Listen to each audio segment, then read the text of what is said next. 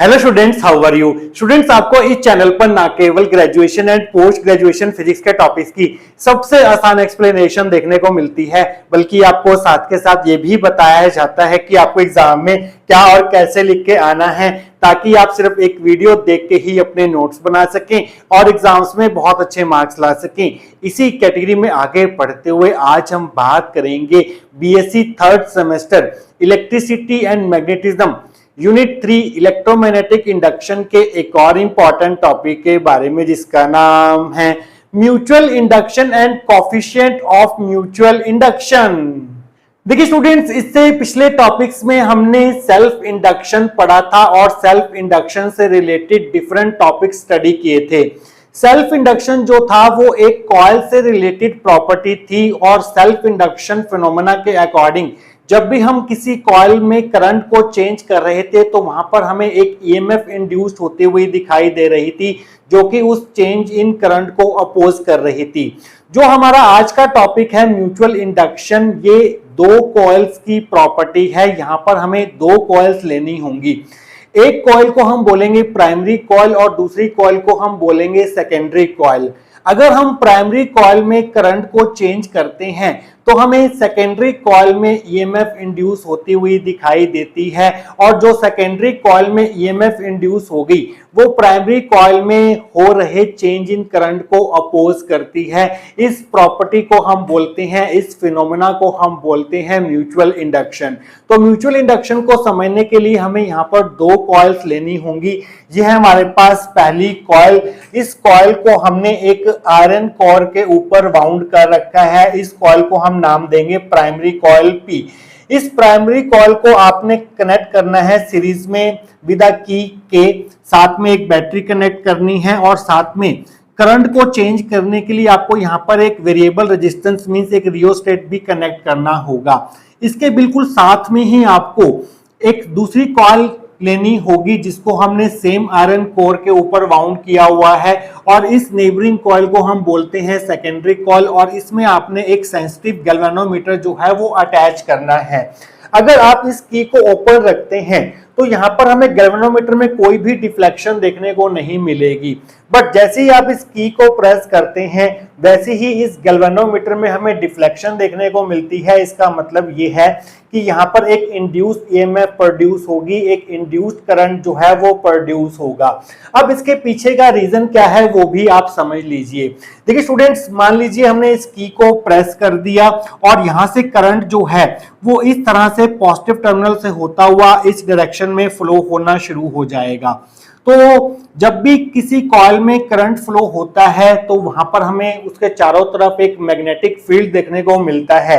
ये एक सोलेनॉइड है और सोलेनॉइड का जो मैग्नेटिक फील्ड है वो एक बार मैग्नेट की तरह रिजेंबल करता है।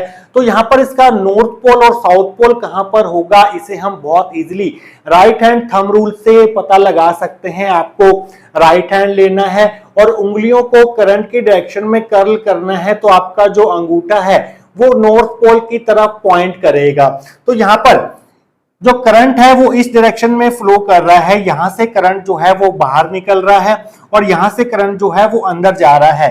तो आपको राइट हैंड की उंगलियों को करंट की डायरेक्शन में कर्ल करना है, तो आपका अंगूठा जो है वो इस डायरेक्शन में पॉइंट कर रहा है। तो ये होगा आपका नॉर्थ पोल, और ऑब्वियस होगा कि ये आपका साउथ पोल की तरह बिहेव करेगा।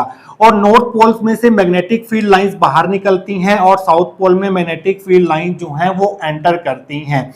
तो स्टूडेंट्स, जब हम इस कॉइल में करंट को इंक्रीज करेंगे by changing this variable resistance, क्योंकि हमें पता है ओम्स लॉ के अकॉर्डिंग आई होता है हमारे पास V/R, आर को चेंज करने पर आप आई को चेंज कर सकते हैं। तो इस कॉइल में जो करंट फ्लो हो रहा है उसे हम प्राइमरी करंट बोलेंगे। तो इस आर को चेंज करके आप आईपी की वैल्यू को चेंज कर सकते हैं। मान लीजिए अभी आईपी जो है वो इंक्रीज हो रहा है, आपके रेजिस्टेंस की वैल्यू कम है, तो आईपी की वैल्यू जो है वो बढ़ेगी यहाँ पर। तो होगा क्या, इसके चारों तरफ एक मैग्नेटिक फील्ड बनेगा। आप जानते हैं कि सोलेनॉइड के अंदर जो मैग्नेटिक फील्ड का फॉर्मूला होता है वो होता है हमारे पास μ0 Ni, जहां पर n जो है वो number of turns per unit length होते हैं। तो I बढ़ेगा तो मैग्नेटिक फील्ड बढ़ेगा इस सोलेनॉइड का, और मैग्नेटिक फील्ड बढ़ेगा तो जो हमारा मैग्नेटिक फ्लक्स होता है फाई बी ए कॉस थीटा, तो वो भी बढ़ेगा। अगर आपका प्राइमरी करंट इंक्रीज होगा तो इस सोलेनॉइड का मैग्नेटिक फील्ड बढ़ेगा, मैग्नेटिक फील्ड बढ़ेगा तो फाई भी बढ़ेगा इस सोलेनॉइड का। तो मींस इस सोलेनॉइड का मैग्नेटिक फ्लक्स जो है वो इंक्रीज हो रहा है, क्योंकि ये कॉइल जो है वो इस कॉइल के बिल्कुल क्लोज है, तो मैग्नेटिक फील्ड लाइन जो है वो इस कॉइल से निकलकर इस कॉइल में एंटर करेंगी। मींस इसका मैग्नेटिक फ्लक्स जो है वो इस कॉइल के साथ भी लिंक्ड होगा। अगर इस प्राइमरी कॉइल का मैग्नेटिक फ्लक्स इंक्रीज हो रहा है तो इस सेकेंडरी कॉइल का भी मैग्नेटिक फ्लक्स इंक्रीज होगा। मींस सेकेंडरी कॉइल का मैग्नेटिक फ्लक्स चेंज होगा। और Faraday second law of electromagnetic induction के अकॉर्डिंग जब भी किसी कॉइल से लिंक्ड मैग्नेटिक फ्लक्स चेंज होता है, चाहे वो इंक्रीज हो चाहे वो डिक्रीज हो, तो वहां पर हमें एक ईएमएफ इंड्यूस होती हुई दिखाई देती है, जिसकी वजह से ये गैल्वेनोमीटर जो है वो हमें यहाँ पर डिफ्लेक्शन शो करेगा। मींस इस कॉइल में करंट जो है वो फ्लो होना शुरू हो जाएगा। बट क्वेश्चन ये है कि इस सेकेंडरी कॉइल में जो इंड्यूस्ड करंट होगा उसकी डायरेक्शन क्या होगी। उसकी डायरेक्शन जो है वो हम लेंजिस लॉ से बहुत इजीली फाइंड कर सकते हैं। तो वो हम कैसे फाइंड करेंगे? देखिए स्टूडेंट्स, यहाँ पर जो इंड्यूस्ड करंट आएगा, इंड्यूस्ड करंट को हम मान लीजिए IS से डिनोट कर देते हैं, करंट इन सेकेंडरी कॉइल। तो वो जो इंड्यूस्ड करंट प्रोड्यूस हो रहा है वो क्यों प्रोड्यूस हो रहा है? इस कॉइल के साथ लिंक मैग्नेटिक फ्लक्स के इंक्रीज होने की वजह से हो रहा है। तो ये इंड्यूस्ड करंट कुछ इस डायरेक्शन में प्रोड्यूस होगा कि वो अपने कॉज ऑफ प्रोडक्शन को अपोज करेगा। मींस यहाँ पर मैग्नेटिक फ्लक्स को इंक्रीज नहीं होने देगा, जो कि इसका कॉज ऑफ प्रोडक्शन था। तो वो कब पॉसिबल होगा? जब यहाँ पर नॉर्थ पोल प्रोड्यूस हो, ताकि नॉर्थ नॉर्थ में रिपल्शन हो और इस सेकेंडरी कॉइल के साथ लिंक्ड मैग्नेटिक फ्लक्स जो है वो डिक्रीज हो सके बजाय इंक्रीज करने के। तो यहाँ पर नॉर्थ पोल लाने के लिए और यहाँ पर साउथ पोल लाने के लिए इस सेकेंडरी कॉइल में इंड्यूस्ड करंट की डायरेक्शन क्या होगी? तो राइट हैंड थंब रूल का हम पता लगाएंगे। राइट हैंड थंब रूल में जो हमारा अंगूठा होता है वो नॉर्थ पोल की डायरेक्शन को बताता है, और यहाँ पर जो नॉर्थ पोल है वो इस तरफ है। तो यहां पर अगर हम अपनी फिंगर्स के को करंट की डायरेक्शन में कर्ल करें, इस तरह से राइट हैंड को रखें और अंगूठे को नॉर्थ पोल की तरफ रखें, तो आपका उंगलियां जो हैं इस डायरेक्शन में कर्ल हो रही हैं। तो आपका जो करंट की डायरेक्शन रहेगी यहां पर, वो यहां ऐसे रहेगी, इस तरह से। अगर आपको यहां पर नॉर्थ पोल चाहिए तो यहां पर जो करंट की डायरेक्शन है वो आप देख सकते हैं कि इस प्राइमरी करंट के ऑपोजिट है। तो अगर मैग्नेटिक फ्लक्स इंक्रीज हो रहा हुआ इस सेकेंडरी कॉइल का, तो उस केस में जो हमारा इंड्यूस्ड करंट होगा IS, वो प्राइमरी करंट के ऑपोजिट डायरेक्शन में इंड्यूस होगा। इस चीज का आप ध्यान रखेंगे। मान लीजिए स्टूडेंट्स, यहां पर हम क्या करते हैं, प्राइमरी करंट को डिक्रीज करते हैं। प्राइमरी करंट डिक्रीज होगा तो इस कॉइल से रिलेटेड मैग्नेटिक फ्लक्स डिक्रीज होगा। मैग्नेटिक फ्लक्स डिक्रीज होगा क्योंकि मैग्नेटिक फील्ड डिक्रीज होगा। तो यहां पर इसका मैग्नेटिक फ्लक्स डिक्रीज हो रहा है क्योंकि प्राइमरी करंट डिक्रीज हो रहा है। तो इसका मैग्नेटिक फ्लक्स डिक्रीज होगा तो इसका भी मैग्नेटिक फ्लक्स डिक्रीज होगा, क्योंकि ये कॉइल जो है वो इसके बिल्कुल पास में है। These coils are mutually coupled to each other. तो इसका मैग्नेटिक फ्लक्स डिक्रीज हो रहा है, तो उसकी वजह से भी क्या होगा, यहाँ पर मैग्नेटिक फ्लक्स चेंज हो रहा है। यहाँ पर हमें इंड्यूस्ड ईएमएफ देखने को मिलेगी अकॉर्डिंग टू फैराडे लॉ। जब भी किसी कॉइल से लिंक मैग्नेटिक फ्लक्स डिक्रीज हो या इंक्रीज हो, मींस चेंज हो, तो वहां पर हमें इंड्यूस्ड ईएमएफ देखने को मिलती है। तो इस केस में भी हमें यहाँ पर इंड्यूस्ड करंट जो है वो देखने को मिलेगा। बट इस केस में इंड्यूस्ड करंट की डायरेक्शन क्या होगी, क्या आप गैस कर सकते हैं? देखिए स्टूडेंट्स, इस इंड्यूस्ड करंट का जो कॉज होगा इस केस में वो होगा इसका मैग्नेटिक फ्लक्स का डिक्रीज होना। तो ये इंड्यूस्ड करंट कुछ इस डायरेक्शन में प्रोड्यूस होगा कि वो उस डिक्रीज इन मैग्नेटिक फ्लक्स को अपोज करेगा। तो वो कैसे पॉसिबल होगा? जब यहाँ पर हमारा साउथ पोल डेवलप हो, ताकि नॉर्थ साउथ में अट्रैक्शन हो और इसका मैग्नेटिक फ्लक्स इंक्रीज हो सके बजाय डिक्रीज होने के, और यहाँ पर नॉर्थ पोल प्रोड्यूस हो। तो उसके लिए अगेन आप क्या करेंगे, राइट हैंड थंब रूल का इस्तेमाल करेंगे। अंगूठा आप रखेंगे नॉर्थ पोल के डायरेक्शन में, तो आपका जो कर्ल ऑफ फिंगर्स होगा वो करंट की डायरेक्शन को बताएगा। तो उस केस में जो आपका करंट होगा वो इस डायरेक्शन में होगा। पहले के कंपैरिजन में ऑपोजिट डायरेक्शन में होगा इस तरह से। तो यहां पर करंट जो है इंड्यूस्ड करंट IS वो बिल्कुल उसी डायरेक्शन में फ्लो कर रहा है जिस डायरेक्शन में आपका प्राइमरी करंट फ्लो कर रहा है। तो मींस इस केस में जो आपका IS होगा उसकी डायरेक्शन जो है वो बिल्कुल IP की डायरेक्शन के बराबर होगी, और इस केस में जो IS था उसकी डायरेक्शन जो है वो IP के ऑपोजिट थी। इस चीज का आप ध्यान रखेंगे। इस फिनोमेना को हम बोलते हैं म्यूचुअल इंडक्शन। तो स्टूडेंट्स, म्यूचुअल इंडक्शन क्या है? ये एक फिनोमेना है जिसकी वजह से आप एक कॉइल में EMF इंड्यूस करवा सकते हैं by changing the current in the other coil. इस फिनोमेना को हम बोलते हैं म्यूचुअल इंडक्शन, और कोएफिशिएंट ऑफ म्यूचुअल इंडक्शन क्या होता है वो भी हम स्टडी करेंगे, उसका SI यूनिट भी देखेंगे, और साथ के साथ कोएफिशिएंट ऑफ म्यूचुअल इंडक्शन जो है वो किन फैक्टर्स पर डिपेंड करता है उसको भी हम स्टडी करेंगे। तो स्टूडेंट्स, डायग्राम आपको एग्जाम में ये बनाना है। आइए देखते हैं कि अगर एक क्वेश्चन आपको एग्जाम में पूछा जाता है तो इसकी थ्योरी को आप कहां से स्टार्ट करके आएंगे, आइए अब वो देख लेते हैं। तो स्टूडेंट्स, आप हेडिंग बना लीजिए mutual induction. It is a phenomena of production of induced EMF in one coil due to change in current in the neighbouring coil. ये एक ऐसा फिनोमेना है जिससे हम एक कॉइल में EMF इंड्यूस करवा सकते हैं by changing the current in the other coil. इस कॉइल को हम बोलते हैं प्राइमरी कॉइल और इस कॉइल को हम बोलते हैं secondary coil. Let us take two coils P and S, P placed close to each other. तो हम यहाँ पर दो कॉइल्स लेंगे, एक प्राइमरी कॉइल P और एक सेकेंडरी कॉइल S। इसको आपने कुछ इस तरह से बिल्कुल पास पास रखना है, इनके बीच का सेपरेशन यहाँ पर बहुत कम है। The coil P called primary coil is connected in series with a battery, a rheostat, variable resistance and key K. The coil S called secondary coil is connected to a galvanometer G। Primary coil को हमने series में connect किया है with a की के, battery और एक variable resistance RH जिसे हम रियोस्टेट भी बोलते हैं। इस वेरिएबल रेजिस्टेंस की हेल्प से हम इस प्राइमरी कॉइल में फ्लो होने वाले करंट, प्राइमरी करंट IP को चेंज कर सकते हैं, और जबकि हमने सेकेंडरी कॉइल में सिर्फ एक सेंसिटिव गैल्वेनोमीटर ही लगाया है ताकि हमें इंड्यूस्ड करंट के प्रोड्यूस होने का पता चल सके। Whenever the current IP change increased or decreased in primary coil P with the help of rheostat, galvanometer shows deflection in secondary coil S, indicating that EMF is induced in it। जब भी आप इस primary current को change करेंगे primary coil में, चाहे आप current को इंक्रीज करें चाहे डिक्रीज करें, तो क्या होगा, यहाँ पर आपको डिफ्लेक्शन देखने को मिलेगी। और ये डिफ्लेक्शन जो है वो क्या शो करेगी कि यहाँ पर सेकेंडरी कॉइल में जो है वो EMF इंड्यूस हो चुकी है, और यहाँ पर सेकेंडरी कॉइल में एक इंड्यूस करंट IS जो है वो फ्लो होना शुरू हो जाएगा। ऐसा क्यों हो रहा है? क्योंकि जब आप IP को चेंज करते हैं तो इस सोलेनॉइड का मैग्नेटिक फील्ड चेंज होता है। मैग्नेटिक फील्ड चेंज होगा तो इस सोलेनॉइड का मैग्नेटिक फ्लक्स चेंज होगा। इसका मैग्नेटिक फ्लक्स जो है वो इसके मैग्नेटिक फ्लक्स के साथ लिंक्ड है, क्योंकि ये कॉइल इसके बिल्कुल पास में पड़ी है, तो इसका मैग्नेटिक फ्लक्स चेंज होगा तो इस कॉइल का भी मैग्नेटिक फ्लक्स चेंज होगा। इसका मैग्नेटिक फ्लक्स चेंज होगा तो फैराडे लॉ के अकॉर्डिंग इसमें एक EMF इंड्यूस होगी, और उस EMF की इंड्यूस होने के कारण जो हमें इंड्यूस्ड करंट देखने को मिलेगा उसकी डायरेक्शन कुछ इस प्रकार से होगी कि वो अपने कॉज ऑफ प्रोडक्शन को अपोज करेगा, मींस लेंजिस लॉ को यहाँ पर ये फॉलो करेगा। अगर यहाँ पर प्राइमरी करंट डिक्रीज हो रहा है तो उस केस में इसका मैग्नेटिक फ्लक्स डिक्रीज होगा, तो इसका मैग्नेटिक पहले मैग्नेटिक फील्ड डिक्रीज होगा, फिर मैग्नेटिक फ्लक्स डिक्रीज होगा, तो इसका भी मैग्नेटिक फ्लक्स डिक्रीज होगा।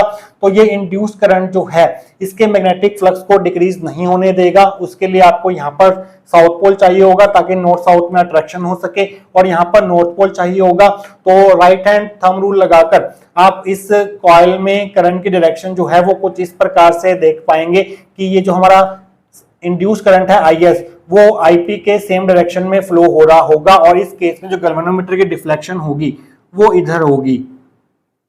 और जब हमारे पास इसमें प्राइमरी करंट इंक्रीज हो रहा होगा तो उस केस में डिफ्लेक्शन जो है वो ऑपोजिट हो जाएगी, और ये जो सेकेंडरी कॉइल में जो करंट फ्लो कर रहा है इंड्यूस करंट, उसकी डायरेक्शन जो है वो इस प्राइमरी करंट के ऑपोजिट हो जाएगी, जैसा आपको एक्सप्लेन कर दिया गया है। तो स्टूडेंट्स आगे देखते हैं।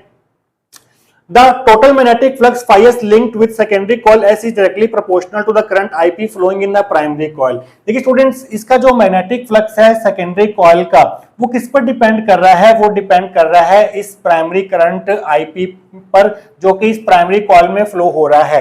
अगर IP इंक्रीज होगा तो इसका मैग्नेटिक फ्लक्स इंक्रीज होगा, अगर IP डिक्रीज होगा तो इसका मैग्नेटिक फ्लक्स डिक्रीज होगा। मींस सेकेंडरी कॉइल के साथ लिंक जो मैग्नेटिक फ्लक्स है फाई एस, वो किसके डायरेक्टली प्रोपोर्शनल है? Current flowing in the primary coil के डायरेक्टली प्रोपोर्शनल है, मींस आईपी के डायरेक्टली प्रोपोर्शनल है। तो जब आप प्रोपोर्शनलिटी का साइन हटाएंगे तो एक कांस्टेंट लगेगा और वो कांस्टेंट यहां पर होगा m। इस कांस्टेंट को हम बोलते हैं coefficient of mutual induction of two coils, और इसको हम simply mutual inductance of two coils भी बोल सकते हैं। तो students, phi S equal to m into IP आ गया, ये हमारी फर्स्ट इक्वेशन होगी।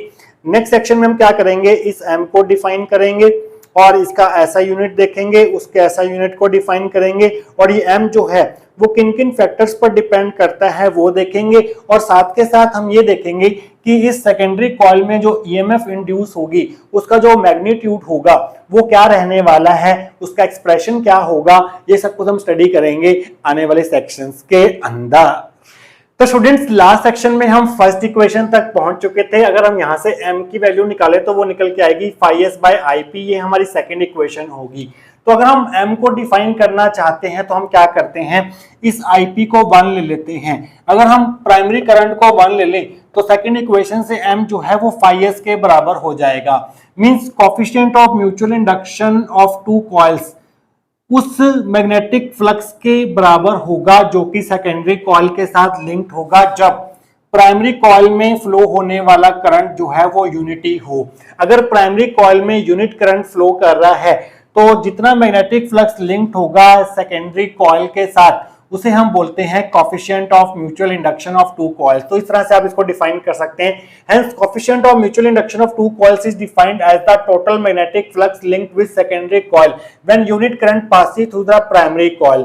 तो जब प्राइमरी कॉइल में यूनिट करंट पास करेगा तो सेकेंडरी कॉइल के साथ जो टोटल मैग्नेटिक फ्लक्स लिंक्ड होगा उसे हम बोलते हैं coefficient of mutual induction of two coils. आइए बात करते हैं ऐसा यूनिट क्या होगा इस m का। ऐसा unit of coefficient of mutual induction of two coils, तो ऐसा यूनिट के लिए हमें यहाँ पर फ्लक्स का ऐसा यूनिट लेना होगा और यहाँ पर करंट का ऐसा यूनिट लेना होगा। मींस फ्लक्स का ऐसा यूनिट जो होता है हमारे पास वो होता है 1 वेबर।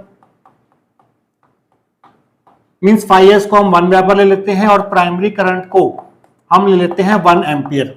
तो उस केस में जो हमारा m होगा उसका ऐसा यूनिट क्या बनेगा, ऐसा unit of m is equal to 1 weber divide by 1 ampere is equal to weber per ampere, और वेबर पर एम्पियर को हम 1 हेनरी बोलते हैं in the honour of scientist Joseph Henry. तो स्टूडेंट्स, यहाँ पर जो ऐसा यूनिट होगा m का वो हमारे पास 1 हेनरी होगा। 1 Henry coefficient of mutual induction of two coils 1 Henry कब होगा, जब हमारे पास सेकेंडरी कॉइल के साथ linked total magnetic flux 1 weber हो और प्राइमरी कॉइल में फ्लो होने वाला करंट 1 एम्पियर हो। अगर हमारे प्राइमरी कॉइल में 1 एम्पियर करंट फ्लो हो रहा है और यहाँ पर सेकेंडरी कॉइल के साथ linked total magnetic flux 1 weber है, तो उस केस में हम इन दोनों कॉइल्स के कोएफिशिएंट ऑफ म्यूचुअल इंडक्शन को 1 हेनरी बोलेंगे। तो 1 हेनरी को आप कैसे डिफाइन कर सकते हैं, the coefficient of mutual induction of two coils is said to be 1 henry if total magnetic flux linked with secondary coil is 1 weber when current of 1 ampere is passing through the primary coil. अगर हमारी primary coil में current 1 ampere flow हो रहा है और secondary coil के साथ जो टोटल मैग्नेटिक फ्लक्स लिंक्ड है वो हमारे पास 1 वेबर है, तो उस केस में हम coefficient of mutual induction of two coils को 1 हेनरी बोलेंगे। तो स्टूडेंट्स, अब हम फाइंड करते हैं कि इस कॉइल में प्राइमरी करंट के चेंज होने पर इसमें कितना ईएमएफ इंड्यूस होगा, वो हम फाइंड कर सकते हैं by using Faraday second law of electromagnetic induction. According to Faraday second law of electromagnetic induction the EMF induced in secondary coil is given by. Faraday second law के according हमारे पास E की जो value होती है induced EMF की, वो होती है हमारे पास -d∅/dt।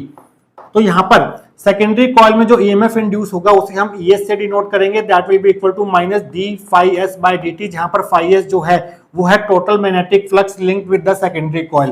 फाइस की वैल्यू हमारे पास क्या थी, m इंटू IP के बराबर थी, तो इस फाइस की जगह पर हम m इंटू IP रख देते हैं। m कांस्टेंट है, m को आप बाहर ले लीजिए, so ES will be equal to minus m dIP/dt हो जाएगा।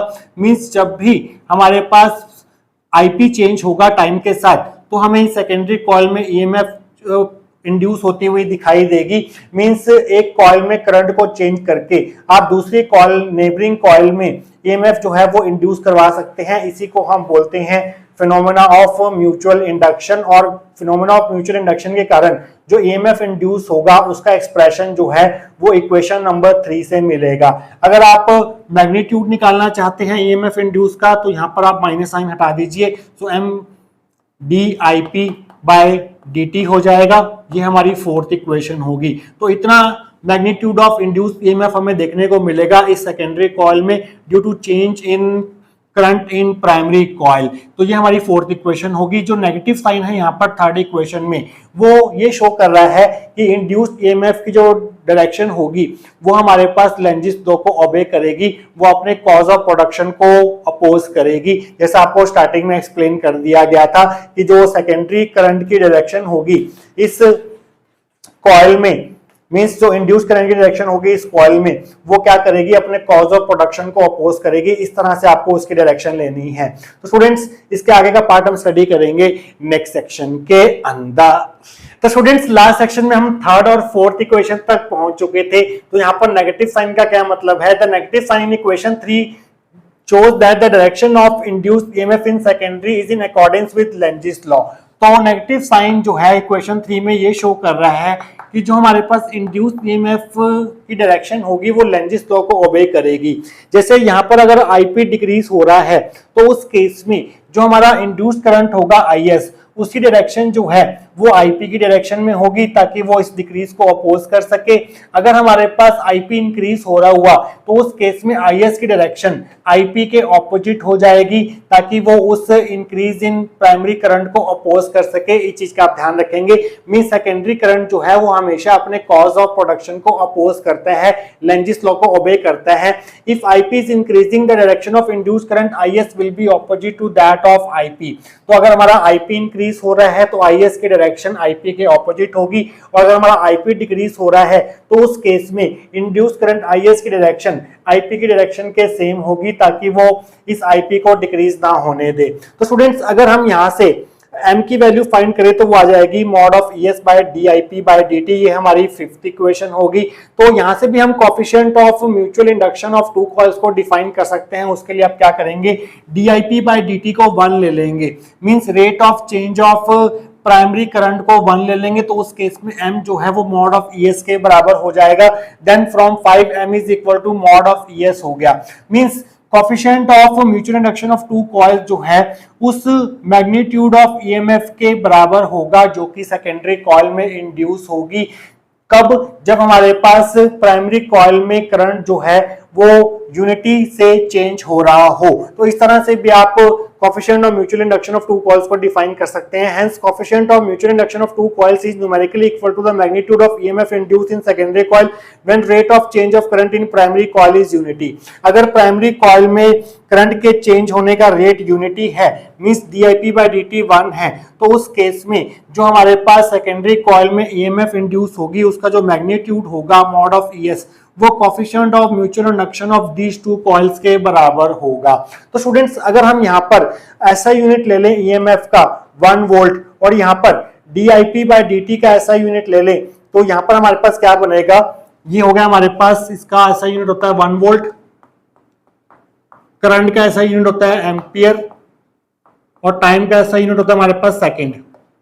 तो उस केस में जो हमारा कोफिशिएंट ऑफ म्यूचुअल इंडक्शन होगा उसे हम 1 हेनरी बोलेंगे। तो यहाँ पर आप लिखेंगे let mod of ES is equal to 1 volt and dIP/dt is equal to 1 ampere by 1 second, then from 5m is equal to 1 volt divided by 1 ampere by 1 second, और इसे हम बोलते हैं 1 हेनरी। मींस 1 हेनरी जो है वो किसके बराबर होता है, वोल्ट पर एम्पियर पर सेकंड के बराबर होता है। तो यहां से हम 1 हेनरी को भी डिफाइन कर सकते हैं।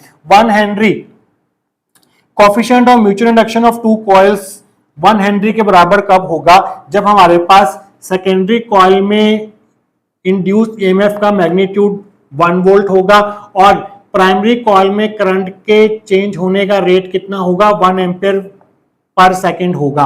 अगर हमारे पास प्राइमरी कॉइल में करंट जो है वो 1 एम्पियर पर सेकंड के रेट से चेंज हो रहा है और सेकेंडरी कॉइल में जो ईएमएफ इंड्यूस हो रही है उसका मैग्नीट्यूड 1 वोल्ट है, तो उस केस में हम coefficient of mutual induction of two coils को क्या बोलेंगे, 1 हेनरी बोलेंगे। तो जो ऐसा यूनिट है हमारे पास एम का, उसे हम कैसे रिप्रेजेंट कर सकते हैं, लास्ट सेक्शन में हमने देखा था ऐसा यूनिट इसका 1 हेनरी होता है और लास्ट सेक्शन में देखा था कि 1 हेनरी जो है वो 1 वेबर पर एम्पियर के बराबर भी होता है और यहां पर हमने देखा कि 1 हेनरी जो है वो वोल्ट पर एम्पियर पर सेकंड के बराबर भी है, वोल्ट पर एम्पियर पर सेकंड के बराबर भी है। But students volt upon ampere किसका यूनिट होता है, ये भी आपको ध्यान रखना है। आर हमारे पास होता है वी अपॉन आई वी का ऐसा यूनिट 1 वोल्ट और आई का ऐसा यूनिट 1 एम्पियर और आर का ऐसा यूनिट क्या होता है 1 ओम। तो वोल्ट बाय एम्पियर जो है वो 1 ओम के बराबर होता है, तो वोल्ट पर एम्पियर की जगह हम ओम भी लिख सकते हैं, तो ये ओम पर सेकंड भी हो जाएगा। तो ऐसा यूनिट जो है वो एम का, उसे आप 1 हेनरी भी बोल सकते हैं, वेबर पर एम्पियर भी बोल सकते हैं, वोल्ट पर एम्पियर पर सेकंड भी बोल सकते हैं और ओम पर सेकंड भी बोल सकते हैं। तो ये आपको एमसीक्यूज में क्वेश्चन पूछ सकते हैं कि ऐसा यूनिट जो है एम का वो इन चारों में से कौन सा है, तो चारों ही इसके ऐसा यूनिट्स हैं, इस चीज का आप ध्यान रखेंगे। तो स्टूडेंट्स इस तरह से आप जो है 1 हेनरी को भी डिफाइन कर सकते हैं। उसकी डेफिनेशन क्या बनेगी 1 हेनरी की, the coefficient of mutual induction of two coils is said to be 1 henry is if the magnitude of EMF induced in secondary coil is 1 volt when current is changing at the rate of 1 ampere per second in the primary coil. इस तरह से भी आप 1 Henry को define कर सकते हैं। तो स्टूडेंट्स अब बात करते हैं कि आखिरकार इस m की वैल्यू जो है वो किन फैक्टर्स पर डिपेंड करती है। The value of mutual induction of two coils depends upon following factors. पहला फैक्टर है हमारे पास geometry of the coils. Geometry of the coils का मतलब ये है कि इन कॉइल्स का साइज क्या है, शेप क्या है, इसमें नंबर ऑफ टर्न्स कितने हैं, इस पर डिपेंड करेगी m की वैल्यू। और m की वैल्यू डिपेंड करेगी separation between these two coils पर। जितना सेपरेशन कम होगा उतना ज्यादा यहाँ पर हमें ईएमएफ जो है वो इंड्यूस होता हुआ दिखाई देगा सेकेंडरी कॉइल में। अगर आप इस कॉइल को दूर रख देंगे तो यहाँ पर इसका मैग्नेटिक फ्लक्स जो है वो इसके साथ लिंक नहीं हो पाएगा, कम लिंक हो पाएगा। इसकी वजह से मैग्नीट्यूड ऑफ इंड्यूस्ड ईएमएफ भी जो है वो कम हो जाएगा। और डिपेंड करता है कि आपने यहाँ पर इन दोनों कॉइल्स को जिस कोर पर बाउंड किया है उसका मटेरियल का नेचर क्या है। तो अगर आप यहाँ पर डिफरेंट मटेरियल्स लेते हैं कोर के लिए जिन पे आप कॉइल्स को बाउंड करेंगे तो उसके लिए m की वैल्यू जो है वो डिफरेंट रहने वाली है। लास्ट फैक्टर जिस पर m की वैल्यू डिपेंड करती है वो है हमारे पास relative placement and orientation of this two coils. आपने इन दोनों कॉइल्स को किस तरह से प्लेस किया हुआ है, इनका एक दूसरे के रिस्पेक्ट में ओरिएंटेशन कैसा है, इस पर भी m की वैल्यू डिपेंड करती है। जैसे अभी आपने क्या किया हुआ है, ये आपकी प्राइमरी कॉइल है, ये आपकी सेकेंडरी कॉइल है, इनको आपने बिल्कुल पास पास पैरेलल रखा हुआ है, तो इसका सारा का सारा मैग्नेटिक फ्लक्स जो है वो सेकेंडरी कॉइल के साथ लिंक्ड हो रहा है। बट अगर आप सेकेंडरी कॉइल को इस तरह से रख देंगे और प्राइमरी कॉइल ऐसे है तो इस केस में इसका जो मैग्नेटिक फ्लक्स है वो इस कॉइल के साथ लिंक ही नहीं हो पाएगा, तो उस केस में ईएमएफ जो है वो इंड्यूस हो ही नहीं पाएगी सेकेंडरी कॉइल में। तो ये बहुत ही इंपॉर्टेंट है कि आप कॉइल्स को किस तरह से प्लेस करते हैं, उनके बीच का ओरिएंटेशन क्या रखते हैं। तो इन फैक्टर्स पर जो है वो coefficient of mutual induction of two coils की वैल्यू डिपेंड करती है। तो स्टूडेंट्स ये था आपका आज का topic mutual induction and coefficient of mutual induction. I hope आपको आज का टॉपिक जो है वो अच्छे से क्लियर हुआ होगा। मिलेंगे किसी और important topic related to electromagnetic induction के साथ। Till then take care.